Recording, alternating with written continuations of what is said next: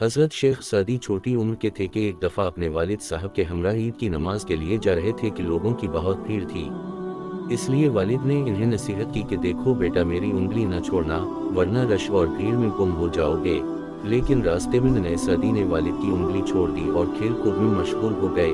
जैसा कि बच्चों की आदत होती है, खेल से फारिग होकर जब वालिद को करीब न देखा तो मारे खौफ के रोने लगे। इतने में वालिद भी इन्हें ढूंढते ढूंढते वहां आ गए। कान खींचते हुए झड़क कर फरमाया कि नासमझ बच्चे, मैंने तुम्हें कहा नहीं था कि मेरी उंगली मजबूती से पकड़े रखना, लेकिन तुमने ध्यान नहीं किया और मेरा कहा ना माना और परेशानी हुई। बड़ी उम्र में हजरत सादी लोगों को ये अबखाला वाक़या सुनाकर फरमाया करते थे कि अगर तुम दुनिया की भीड़ में गुम होना नहीं चाहते तो किसी ने एक बंदे का दामन थाम लो, वरना परेशानी में ठोकरें खाते फिरोगे। जो बुजुर्गों का दामन छोड़ देता है वो यूं ही भटकता रहता है। खुदावंद ताली मुतहम्मिल भी है और रहीम व करीम भी। वो गुनाहगारों को तौबा के लिए मोहलत देता है, तौबा करने वालों को दामन रहमत में ढांप लेता है।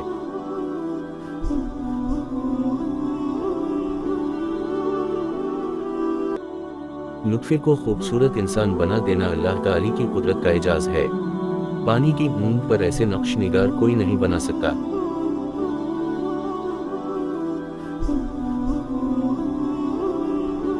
जब तो खुदा से मग़फ़िरत व अता का तालिब है, तो जिन लोगों की उम्मीदें तेरी ज़ात से वाबस्ता हैं, तो इन्हें भी महरूम व मायूस न कर।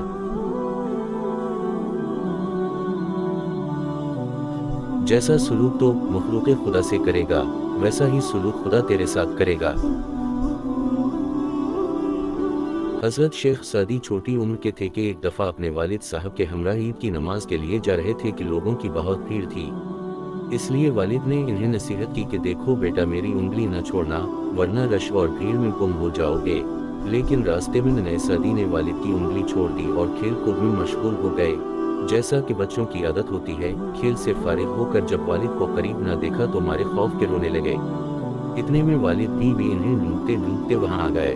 कान खींचते हुए झड़क कर फरमाया कि नासमझ बच्चे, मैंने तुम्हें कहा नहीं था कि मेरी उंगली मजबूती से पकड़े रखना, लेकिन तुमने ध्यान नहीं किया और मेरा कहा ना माना और परेशानी हुई।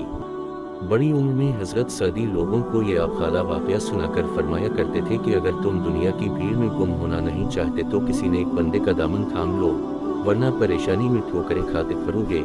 जो बुजुर्गों का दामन छोड़ देता है वो यूं ही भटकता रहता है।